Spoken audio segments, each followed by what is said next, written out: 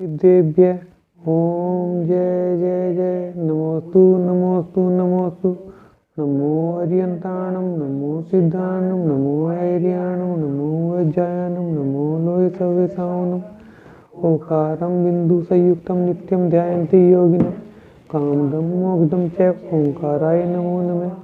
अविरल शब्द गुणोत्प्रक्षालित सकल भूतल मल कलंका मुनिवीर उपासित तीर्था सरस्वती हर्तु नो दुरिता अज्ञानतिमिरन्धानां ज्ञानाञ्जन शलाकया चक्षुरुन्मीलितं येन तस्मै श्री गुरुवे नमः। श्री परम गुरुवे नमः। परम्पराचार्य श्री गुरुवे नमः। सकल कलुषिध्वंसकं श्वेतां परिवर्धकं धर्म संबंधकं भवजीवनय प्रतिबोधकारकमिदं शास्त्रं श्रीपदं पुराणानां देवम् अस्य मूलग्रंथकर्तारः श्री सर्वज्ञ देवा तदुत्तर ग्रंथकर्तारः श्री गंधर्व देवा प्रतिगंधर्व देवा तेषां अनुसार माध्यम श्री रविसेन आचार्येण विदिशितं सर्वे श्रोतारः सावधानतया शृण्वन्तु। मंगलम भगवान वीरं मंगलम गौतमोगणि मंगलम कुणकुणादि जैन धर्मोस्तु मंगलम सर्वमंगल मांगल्यं सर्वकल्याणकारकं प्रधानं सर्वधर्माणां जैनं जयतु शासनम् जैनं जयतु शासनम्।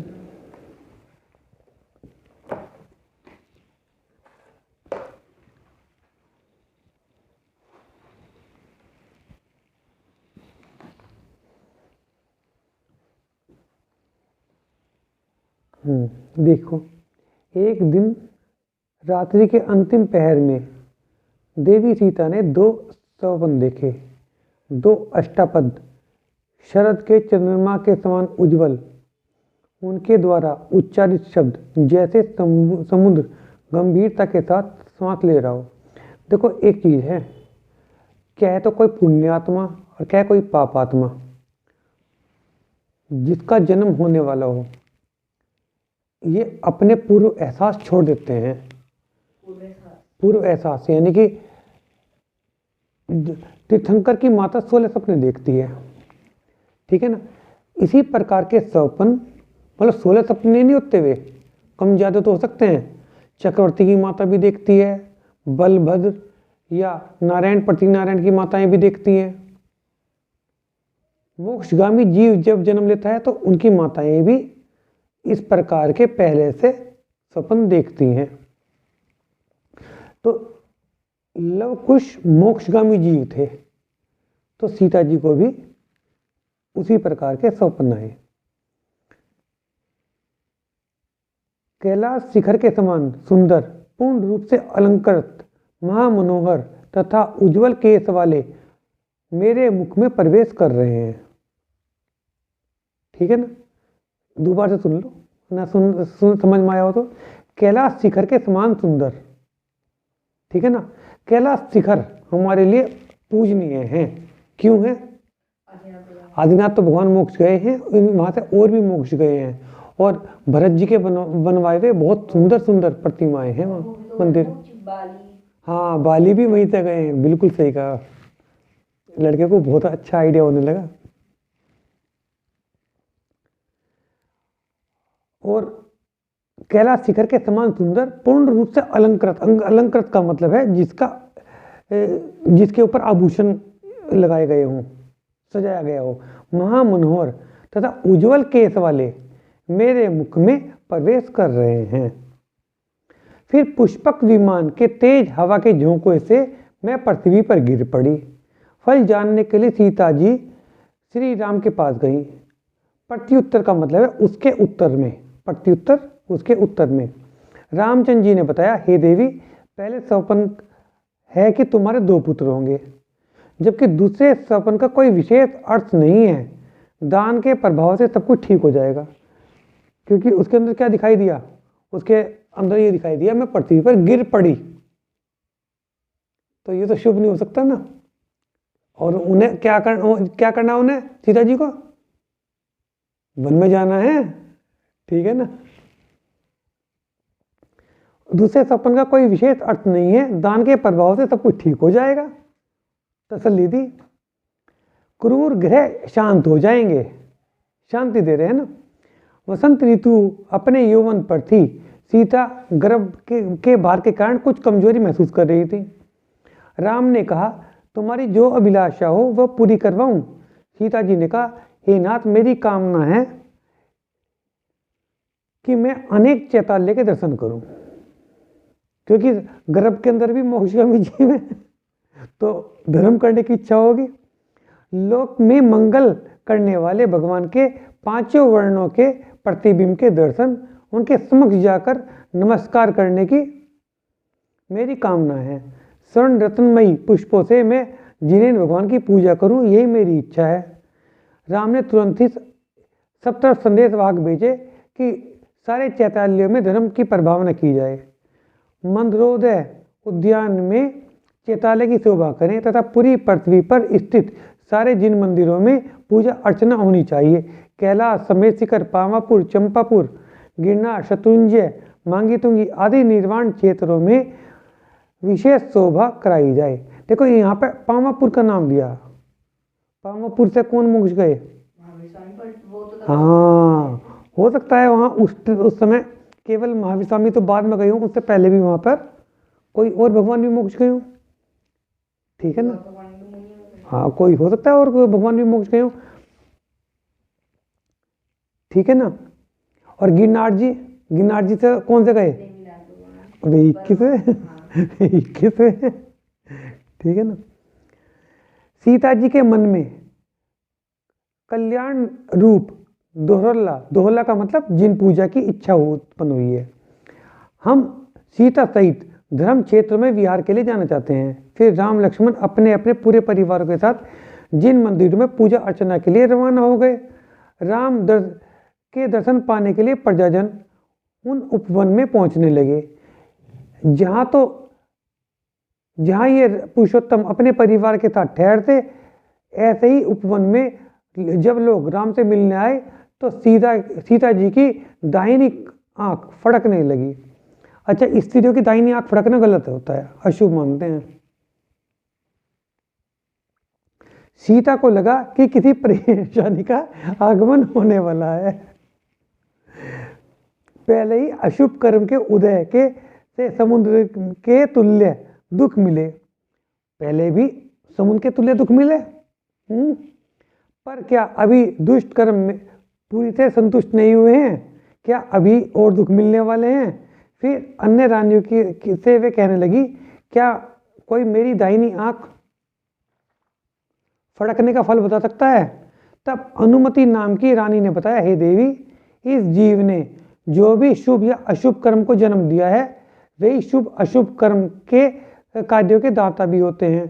कर्म को काल भी कह सकते हैं, विधि भी कह सकते हैं, दैवीय भी कह सकते हैं, ईश्वरीय भी कह सकते हैं। देखो, ये बहुत बड़ी बातें बता रही हैं। इन बातों को समझाना अगर चाहें तो बहुत टाइम लगता है। एक एक चीज का कई तरह निकलते हैं। और हमारा धर्म अनेकांतवादी है। अनेकांतवादी का मतलब यह है एक चीज को कई तरह से कह सकते हैं। उसका बहुत अच्छा उदाहरण भी दिया है। देखो, हम आमतौर पे ये कहते हैं कि उस आदमी ने हमारे कंकड़ मार दी। कहते हैं नहीं कहते हैं कि फला आदमी ने हमारे कंकड़ मार दी, वो बहुत ही दुष्ट है। कह सकते हैं हम ये बात। और दूसरी तरह अगर देखें तो उन्हें कंकड़ क्यों मारी? हमारे अशुभ कर्म का उदय आया होगा, इसलिए तो उन्हें कंकड़ मारी। बताओ, नहीं तो वो कंकड़ क्यों मारता? तो उसने हमें दुख दिया या हमारे कर्मों का फल हमारे सामने आ गया? अरे हम अगर ये कहते हैं कि उसने हमारे कंकड़ मारी, क्या वो गलत होगा? ठीक है ना? तो एक बात को हम दो तरह से कह सकते हैं। इसके लिए हमारे आचार्यों ने कितने सारे उदाहरण दिए कि जैसे मान लिया मैं एक पुरुष हूं, ठीक है ना, तो क्या मुझे ये नहीं कहा जा सकता मैं पिता हूं? कहा जा सकता है, नहीं कहा जा सकता है? अगर फिर मैं कह रहा हूं कि मैं अपनी मम्मी का पिता हूं, क्या? अपनी पुत्री के लिए तो पिता हूं मैं, ठीक है ना? और कोई क्या मुझे भाई नहीं कह सकता? भाई भी कह सकता है। अपनी बहन के लिए भाई भी हूं मैं, ठीक है ना? तो एक ही चीज के अंदर बहुत सारे गुण हो सकते हैं। एक ही चीज को कई तरह से कहा जा सकता है। तो उन्होंने क्या कहा कि जो हमारे अशुभ कर्म है उन्हें हम काल भी कह सकते हैं, विधि भी कह सकते हैं, और दैवीय भी कह सकते हैं। वो से कहते हैं, हे भगवान तूने क्या कर दिया? वो से कहते हैं नहीं कहते हैं क्या भगवान करते हैं?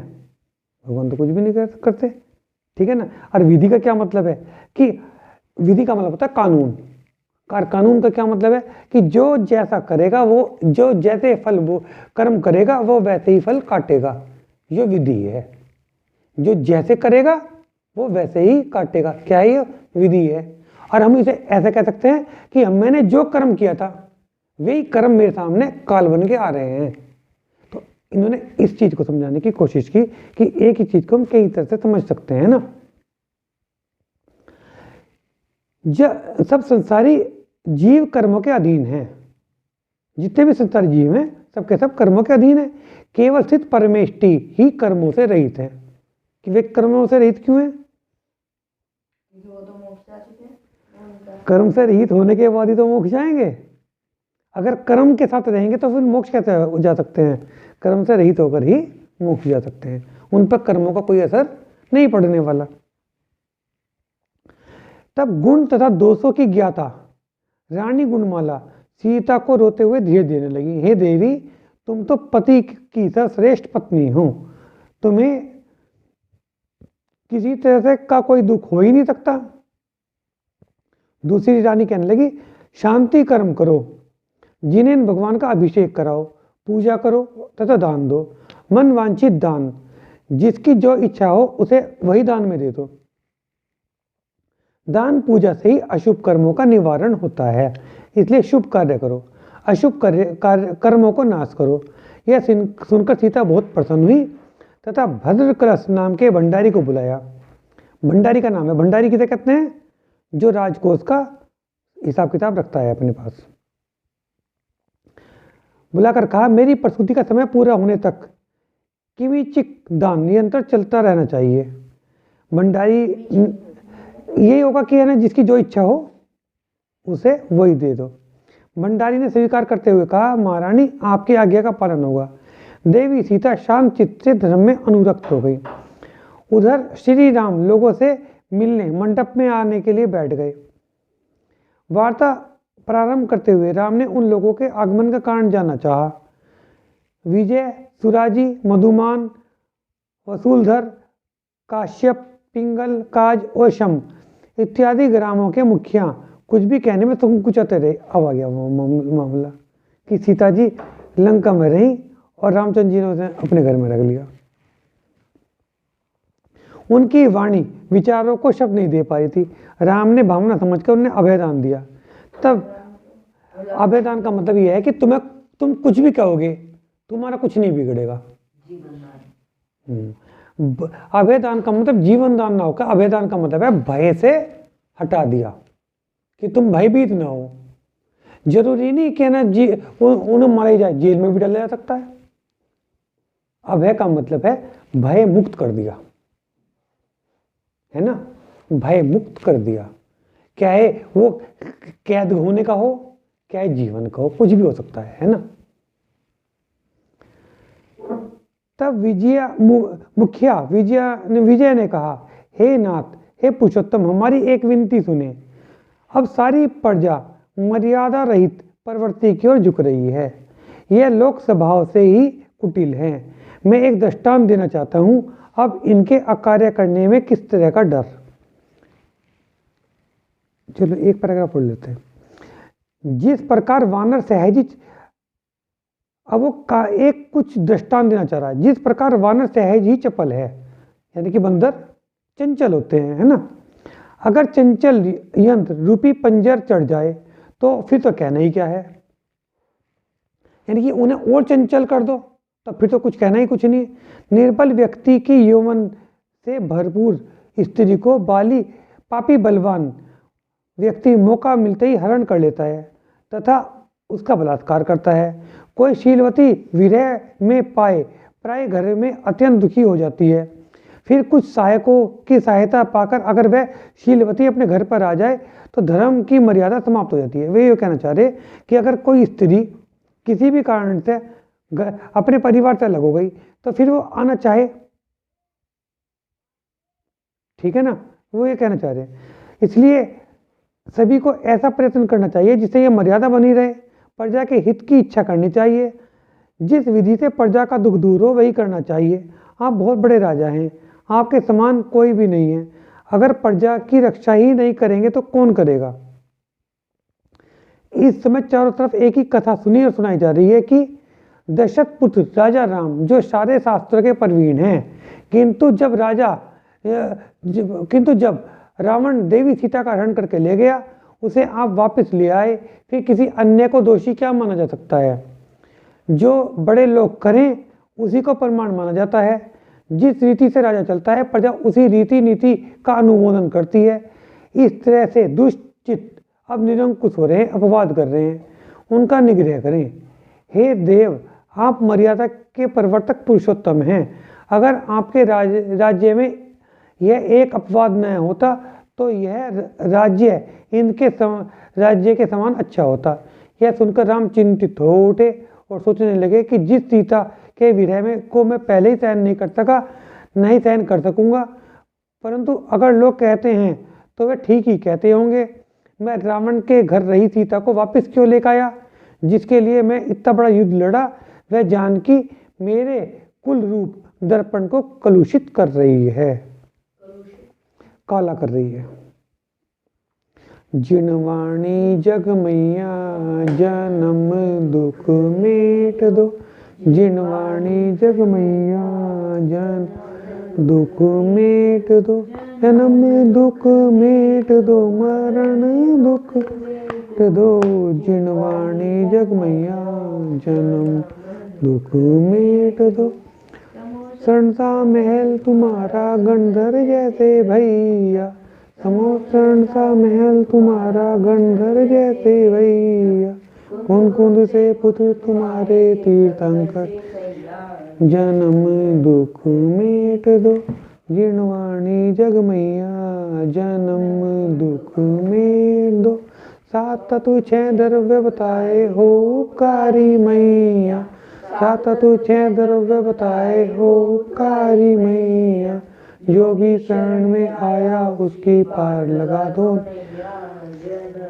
दुख मेट दो। जिनवाणी जग मैया जन्म दुख मेट दो। संकट मोचन नाम तुम्हारा तुम हो जग की मैया, संकट मोचन नाम तुम्हारा तुम हो जग की मैया। हाथ जोड़कर शीश नवाऊं पड़ूं तुम्हारे पैया, तुम दुख मेट दो। जिनवाणी जग मैया जन्म दुख मेट दो। से तुझे लोकालो सोवानी मस्तक नमो सदा दे तुम दो। हे जिनवाणी भारती तोय जपू दिन रैन, जो तेरी शरण आ गए सो पावे सुख चैन। जिनवाणी माता की जय, जय जिने।